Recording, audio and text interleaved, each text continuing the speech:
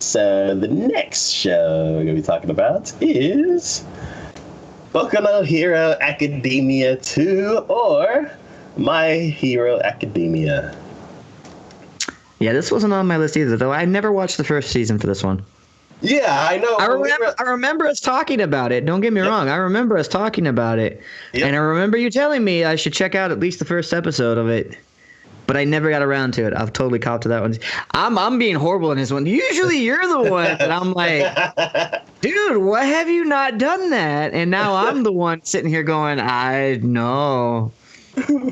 And now all the season 2s of all the shows that I'm not catching up on have now started to rear their ugly faces and be like, ha ha ha. So, yeah. Either way, so all on you on that one. Yes. So there's no synopsis. It just says season 2. Just season 2. A basic synopsis for the show is if you look at the key visual, the kid on the left with the green highlights in his hair, he's the main character. Mm-hmm. He lives in a world where there's people who have superpowers that are called quirks, and there's people who do and people who don't. You usually find out if you have a quirk by the age of 4, and he's one of the people who didn't have a quirk. He is really, really, really into superheroes, and like he knows all their stats and stuff like that. So he's like really passionate about superheroes.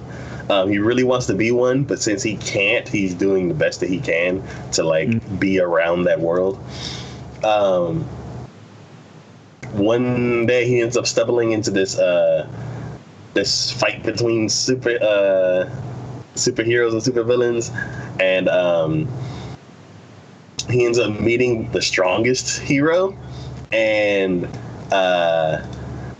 because of what happened in that fight, he ends up like talking to the guy more and more, and the guy influences him into trying to go to this high school or academy that all of the prestigious superheroes and stuff like that go to. Even though he doesn't have the power. Yes. The whole process is really, really, really cool. And later he ends up being involved in these other fights where he comes up with all these clever situations to get around the fact that he doesn't have the strength that he needs for the superpower. Mm-hmm. And it's a really, really, really cool show. Like there's parts in it where like a fight is going bad and something bad happens, and I'm like, no, run! And I'm like just panicking for the main character. I'm like totally involved with invested in all of these characters. All the superpowers are unique. All the character types are unique. Like there's a frog girl, and she's a superhero, and you're like, that's not, you. When you think of superpowers, you think of flying, swim. I don't know, Aquaman, I guess, swimming. Like super strength. The general yeah, that you normally would have. Yeah. Yeah, and this show has like, it has those things, but then it has a whole bunch of crazy superpowers.